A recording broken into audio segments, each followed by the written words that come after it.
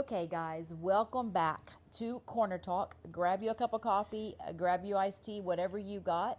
We're going to have conversation today, and I think this podcast is going to head in a different direction than what I had in my structured, task-oriented brain.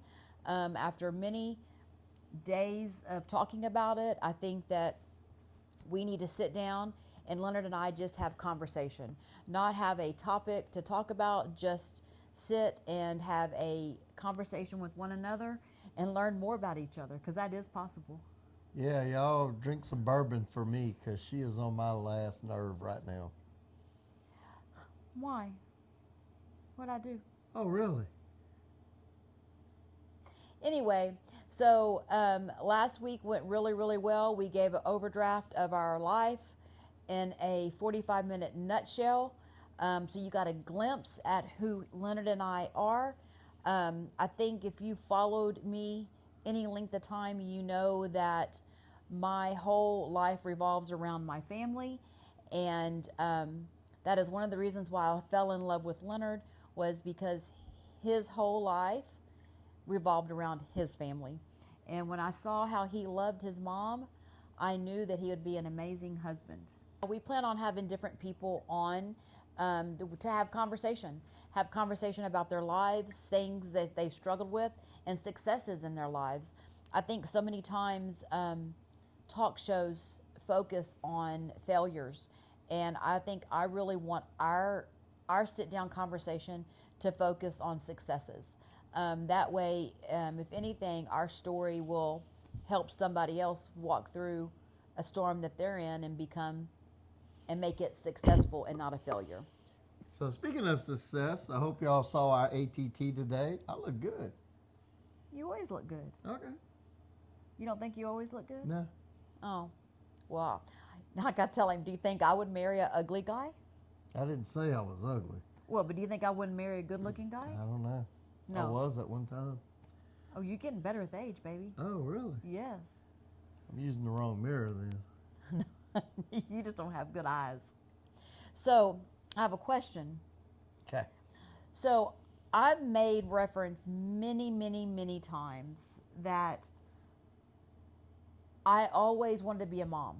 And in that, growing up, I remember as an 8-year-old little girl praying to be a mother of 12 daughters. Never ever did I ever, I guess because I was 8, think about, oh, I have to have a husband that wants that same reality. So, growing up, did you ever, like me, have any desires to have just daughters, or were you okay with having just daughters, or? Well, I didn't want 12, and I didn't hear anything about the 12 until a couple of years ago. So I must have missed that memo whenever we were having kids. I came from 7. We were extremely poor. I didn't want 7 kids. I didn't want 6. I didn't want 5. 4 probably would have been a good number. Maybe 5 at the most.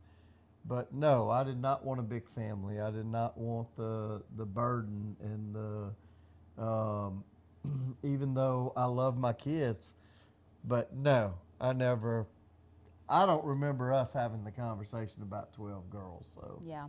did Well, I want girls? Absolutely. Yeah. I was going to get whatever God was going to give us. So I still give my girls a hard time about me. They're the reason why they're girls is me. And we'll save that for another time. But they still laugh about it. Sometimes it's not funny, but Well, so you made reference to you did not want a big family. Did you not want a big family for financial reasons? Because whenever I see your family, and guys, and I'm not just saying that because they're now my family, they are the most giving. They're the best people I know. So why wouldn't you want to? okay. Why wouldn't you want 7 children to do just like what your mom and dad did with y'all? I didn't want to be just like my mom and dad and what they did with us. I didn't want my mom did everything. I didn't want that many kids. I didn't want, I never wanted that many kids. For financial reasons? Financial reasons, a lot of reasons. You gotta put them somewhere. Yeah. I don't want 3 kids in a bedroom, or, would they've been okay? Yeah, Delane and Drew never cried unless I separated them.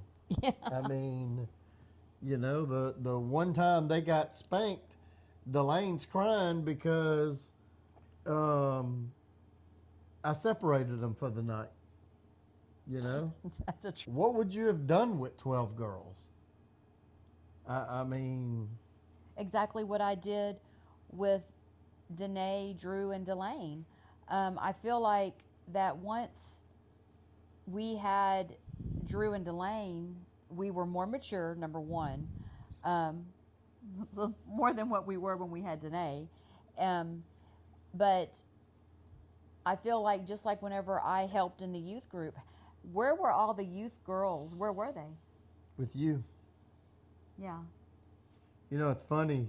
We talked about maybe talking about church. If the doors were open, we were there. And it wore us out. It burned us out. And it was all because of us. I wouldn't change it for anything. But we used to sit on the front row to the left. And I never wanted to sit on the front row. Whenever I grew up, I wanted to sit on the back row because my mama had her own pew. And nobody sat there because it was Aunt Jones. And it was 3 rows back. And that's where we sat all through growing up. In the front, in the front, in the front, in the front. And here we go, we get in church, and we got to sit in the front. But we would sit in the front on Sundays, and this was when they built the new church. It was bigger, and we were kind of out of the way, but still. On any given Sunday, we would have 4 to 14 or 20 teenagers sitting with us. We didn't ask them to come. And Well, I don't know that how did we get to talk about church? because you asked if I had 12 daughters. Oh, we're talking about the girls congregating. Right. So we went to, every year I would take a week off and we would go to, what was it called? Fine arts. So we'd go to fine arts. Dawna was always there to be the mediator. Why are you crying? Why are you upset? Oh, let's go fix it. And she would fix it. And those young girls congregated to Dawna. Well, and this is a story that I don't even know if you know this. One of the seasons of serving, I did 9th grade girls. I did Bible study with 9th grade girls. And fast forward a few years later, one of those 9th grade girls got pregnant in high school. And who did she reach out to? She reached out to me. So I know that I was there for a purpose, if anything, just for that one young girl, because I was able to, help her understand that you've got to go get your parents. Your parents have got to know, and you've got to get to the doctor. And she did. And now she has a healthy baby boy and is a great mother. I can think back to church people, like he referenced church people, and the church that we went to, and I guess it was because of our pastor, his teaching was to love everybody because Jesus loves everybody. And I saw that happen firsthand, and because I saw it happen, I learned how to love people, because I don't know that I knew how to love people prior to seeing it in action. I mean, there was never a judgment. There was always, we're here to help, we're here to love. And because of that, I made these girls feel comfortable to know that I wasn't going to judge. I was going to love, and I was going to help. And they knew she was going to do the right thing. Yes. Our pastor, who I still consider my pastor. Always, he'll always be we've my been pastor. Texting for the last 3 days. There's a group of 4 of us. And I'll tell that story one day. One of the 4 left us and went to Argentina with his dad and his son. How dare he? And to go dove hunting. And he's been sending us videos and text messages, and they're having a great time. And I'm glad he went with his dad and his son. Amazing young man. And but he is a walking billboard of grace and mercy. You want to talk about judgment? We can't tell the story. That man was judged like you cannot imagine. It's hard being a pastor. And what he went through for a season was just insane. But because of him, Oh God. we saw people in a different light. And I'll tell you a quick story real quick. One of the ladies from our church, she's a little bit older than us, has a couple of daughters. I think she got a son. And anyway, this woman, she will bite your head off. She will tell you from a biblical standpoint in a heartbeat. And that lady has a testimony like you could not imagine. She was not a church person. Amazing woman, absolutely insane. Had a daughter that did some crazy stuff, and she's the one told me the story. When I told my pastor I knew the story, he was like, "How do you know that?" And I'm like, "She told me," and he was like, "I can't believe he told you." Anyway, the daughter confessed to a lot of things, and it was crazy stuff, lies, deceit. Thank God she never hurt anybody, but the reason why she told me the story was it got to a point where my pastor got up from across his desk, walked around, and hugged her. And I looked at this lady who's talking about her daughter, and I said, "Oh dear God, I have no grace and mercy." In my mind, I would have slapped the crap out of her. She said, "That's why our pastor's here," something along those lines. That man has grace and mercy, and he taught us that grace and mercy is hard. Well, it's hard to have grace and mercy. And another lesson that it's still like just talking about it is that I asked him a question one time because there was accusations of things, and I said, why don't you defend? And he said, "I'm damned if I do and I'm damned if I don't." Either way, so every time now, like we'll talk about social media, I really a lot of times I'm like Scarlett O'Hara. I'll think about it tomorrow and then not think about it because, now there's sometimes if you talk about my family, my children, or my grandbabies, I might just come unhinged. But 9 times out of 10, we don't defend ourselves. We went from 12 kids to but that's the thing. grace is that, and mercy. So, talking with, going back to having 12 daughters, I guess the reason why 12 daughters were always in my mind is because maybe that's the calling on my life. The calling on my life is to speak life into other women, starting with young girls all the way up to old women. So that's probably why I always wanted 12 daughters. And maybe in passing, I said it and you thought I was joking. I literally thought I was physically going to have 12 daughters. I did. And I mean, I don't, obviously, but talking about church, I don't know that we've ever even touched on. I was the nursery director for 9 years at our church, and that during that 9 years, spiritually, I think I grew 90 years, because when I started in that position, I was just a baby sucking a bottle at that point. Well, a lot of it was the teaching of our pastor. He's a teacher at heart.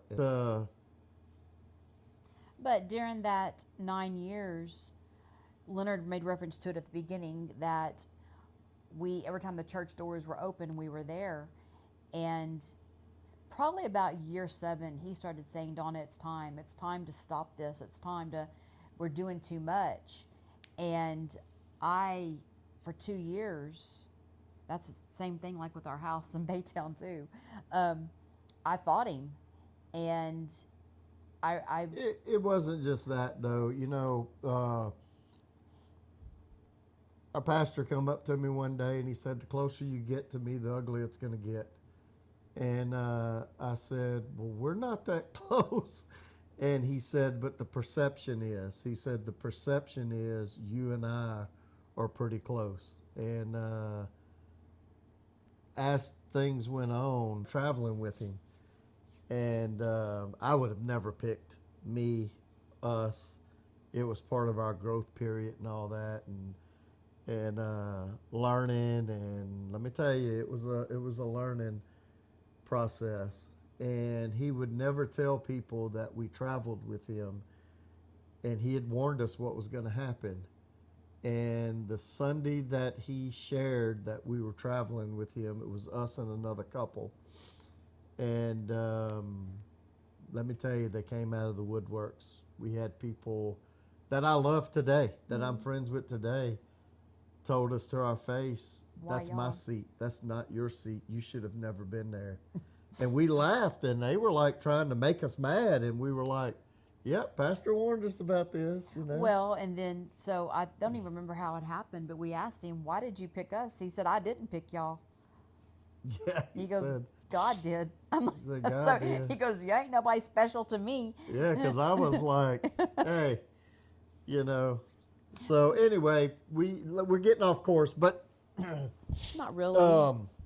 Yeah, you know, but as a couple, as we grew, we had a lot of couples come to us. We were in a meeting one day, and one of the men broke down and said, I want a marriage like y'all's. And we both busted out laughing. He's in tears.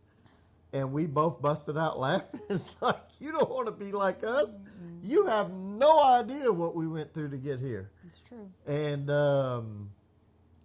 so we shared some things, and they're like, what? You know, he was just, you know. So anyway. Well, so I served 9 years in the nursery, being nursery director. I helped in youth. We did a lot. We were in ministry, and the year that he was like, enough, no more. I know that there was some other things going on too, though. But that morning that was my last morning to be as nursery director, they honored me at church, and that morning, as I'm getting ready, I got a picture, and it showed me with 9 buckets. And at that time, that's how many ministries I was volunteering in, including being a nursery director, I was there all 3 services. Every time the church doors were open, we were there. We all were there. My girls served too. We never watched TV, I can tell you that much. No, we didn't have any time to watch TV. So gave me this picture that I had my hands in 9 different buckets, and it was clear, how can you be effective? You have 2 hands. How can you be effective in one when you have them in 9 different buckets? And that was like, thank goodness I got that picture, because I was able to step away, but it was hard because I was used to being there. She was so mad at me. She was not happy with me. Mm-mm. But it was the best decision that we made, because we really and truly, if we're honest, we hadn't sat in church with each other for 9 years, because I would go with him, and we were on the altar team. I would go in, we would do altar time, and then I'd go back out to the nursery. So, you know, we hadn't sat in church as a family. People would wait for us to pray. To pray. But anyway, that was a time in our life, a season in our life that, you know, it was a long season. It was a long season, and that's the thing, is that we were doing good, but a lot of times, a lot of good, too much good is not good. There's got to be a balance. And I did not understand that when Pastor taught that one Sunday. I didn't understand what he meant. And at that moment, when I saw that picture with me with 9 buckets and my hand trying to take care of all 9 buckets, I couldn't be good at any of it. I was running and running. I couldn't catch my breath. So there's got to be a balance. And so she didn't listen to me. I tried to tell her. It took another man to tell her.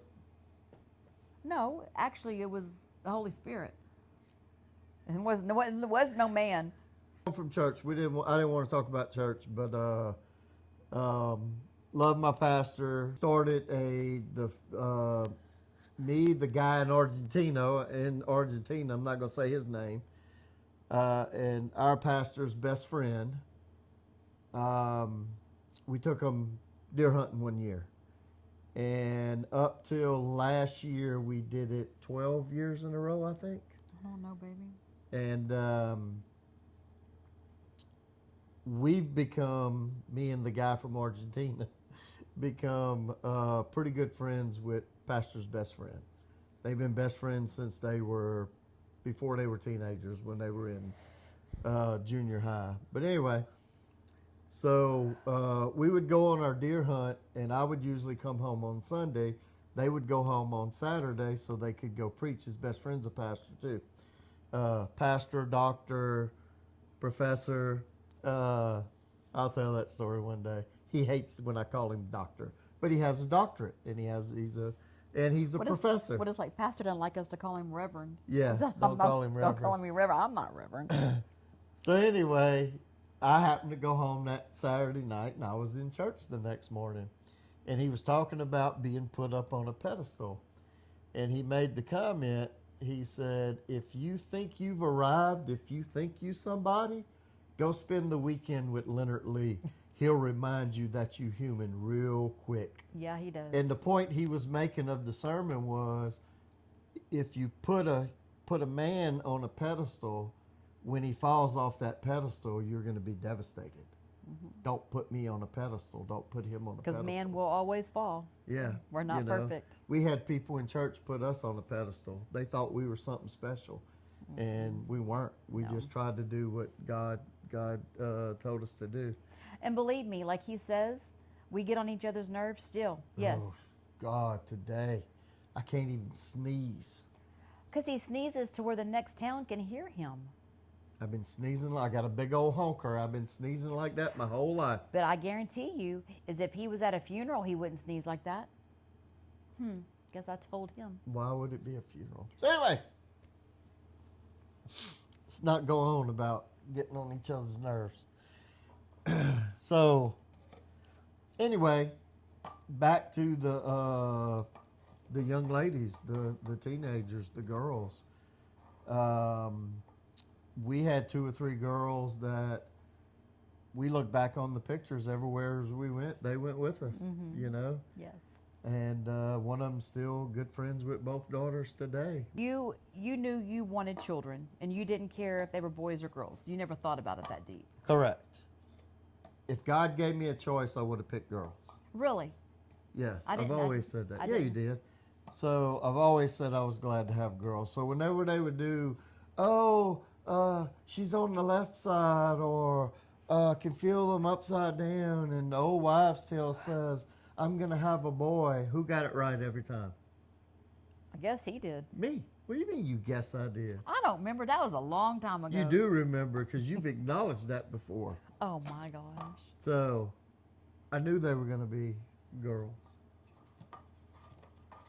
So would I have enjoyed a boy? Sure. Would you have raised him different? Than the girls? Mm-hmm. Yeah, they kind of go to the bathroom different. Well, know what I mean. Would you still expect them? Would you have the same criteria for a son as you did a daughter?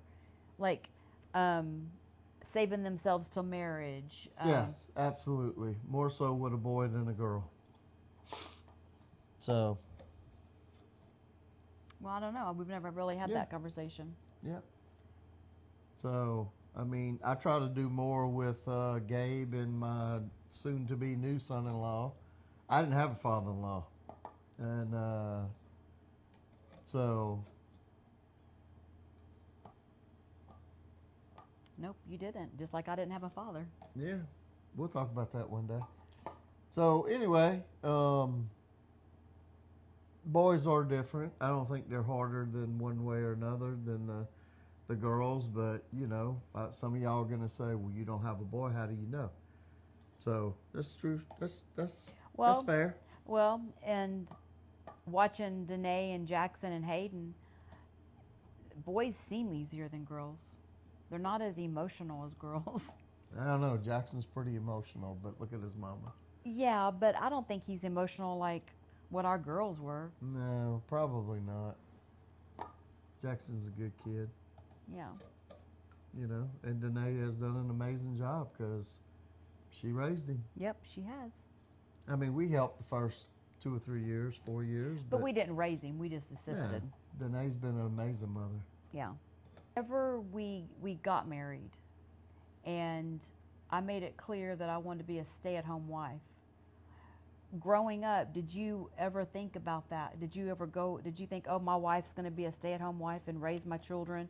I know you didn't want me to homeschool them. You made that clear. No, because I didn't think I'd get married till in my 30s. So, Why? Why? Because I had things to do. Yeah.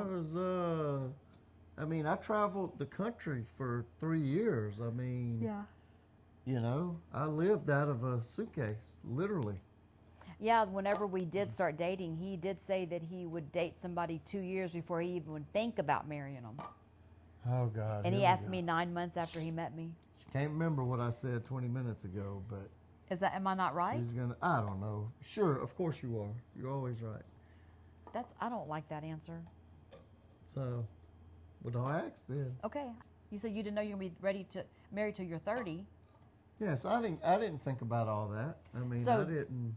But have you ever resented me because I didn't contribute financially to this? Absolutely not. That's one thing I can say because when I did see the need and when we talked about the homeschooling part, it was a no-brainer, and we adjusted pretty quick. We were actually spending a lot of the money you were making on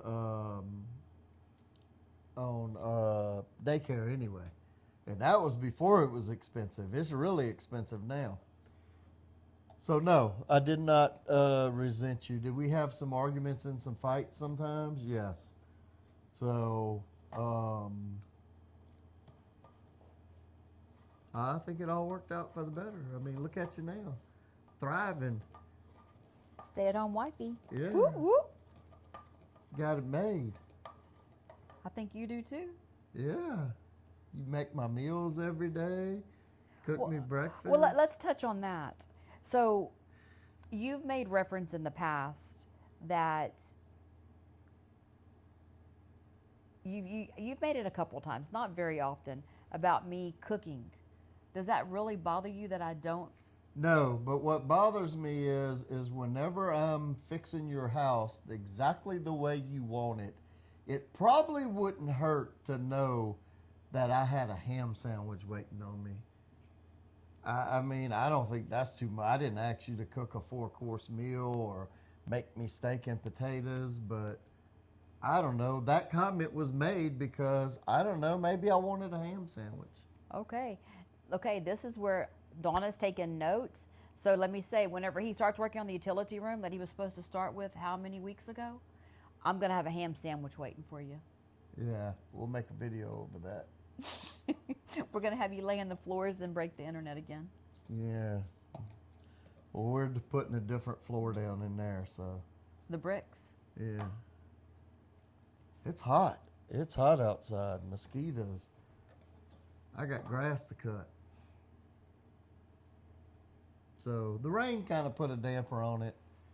And I don't know, maybe it'll get done tomorrow. I got to move that big cooler out. I'm not in the mood, guys. I am not. I have the don't want tos. I have the. I got all the materials to do what I need to do outside. I've got everything ready to go. I got the don't want tos bad. So that doesn't happen very often. It comes in spurts. Last summer, I didn't do a whole lot. I didn't hardly get out of the house last summer. It's just too freaking hot. Well, whenever we lived in Baytown, and we redid that whole house, you did it quick. Yeah, I didn't have the don't want tos. So, okay, let me ask you this. How long can you sustain the 7-day-a-week influencer job? Well, I'm glad you asked that question because I'm going to be more structured. I'm going to start at a time and end at a time. I'm no longer going to worry about like when we finish doing this. I mean, if I get on my phone, I'm going to be doing it for pleasure, not for work, because I have to have a balance. Like we talked about the 9 buckets, I've got to have a balance. There is no balance right now. No, because last Sunday I took off. I didn't do anything last Sunday. No. And pretty much today I haven't done that much because we were busy. I mean, I've recorded, but I haven't really edited or anything. That's I mean, so no, there's got to be a balance, and I'm learning. Okay. How would you want me to do it? Well, you just said I took Sunday off, but you laid on the couch and was on your phone all day long. So that didn't look like it was. Well, because it was for pleasure. I wasn't. Okay. I never really and truly get on my phone and scroll and watch things. Very, very seldom. Because when I do, I buy stuff. That's the You can truth. buy stuff no matter what. No, I don't. Whenever I'm working, I Okay. don't. How would you suggest me do it? Would you do it like a I 9 to have 5 no job? suggestion. You think I'm gonna tell the world what I think you ought to be doing? Yeah. Nah, that Why? ain't happening. No. Why? Because they'll hold you to it? No. Sorry, that ain't happening. So. Do you want to start content creating with me? No, I don't have the. We made a video today. I cooked a big pot of jambalaya, and it was brutal. I had to go get her. I had to. Then the sound didn't work. Something's wrong with my phone. The sound didn't work. Jambalaya came out absolutely perfect. We take it to the graduation party, and they thank me for providing the meal. I thought I was just providing something to go with the meal.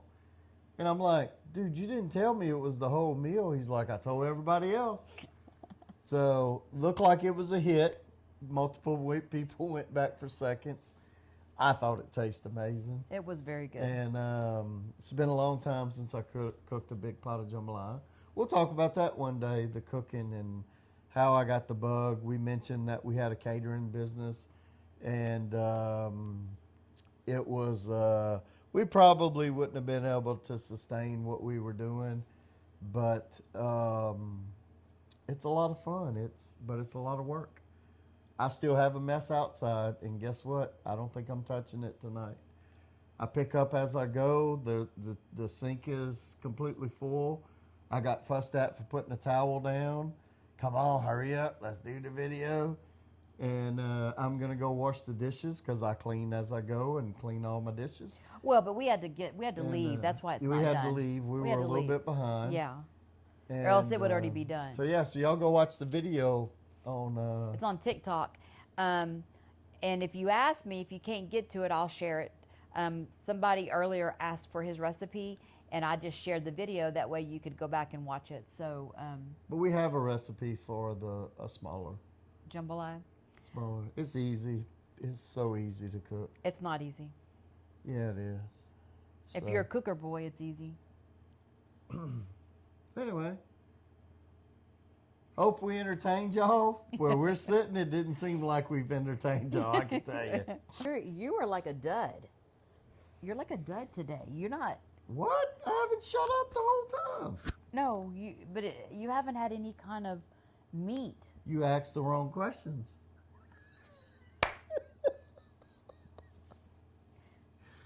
What? Maybe you need to learn to ask some questions. I'm just drawing a blank. I don't know. Anyway, guys, thank y'all for coming along. We're learning as we go. Remember, this is our first time doing this. Trying to figure out the ins and outs, trying to figure out what's the best way to do it. I'm sure we're going to look back on these videos and get the big old ick. But it is what it is. We're learning. I want to invest in a camera. That way this setup is a way better. But I don't know if we're going to make it. I thought we were doing that last week. Well, we got to get past a couple weeks doing this. I'm not going to go invest in a expensive camera if this is going to be a dud. And tonight, I feel like it was a dud. Well, let's make another one tomorrow. No, Throw this one away. no. We can't, I got to edit it and all that stuff. Oh, okay. All right. Thank y'all for y'all's support. We really appreciate y'all. Anyway, wrap it up. Thank you guys. Come back next week. We'll try this again. I don't even think we're supposed to wrap things up. All these other podcasts, they just quit talking. Okay. Okay. Talk to you later, Leonard.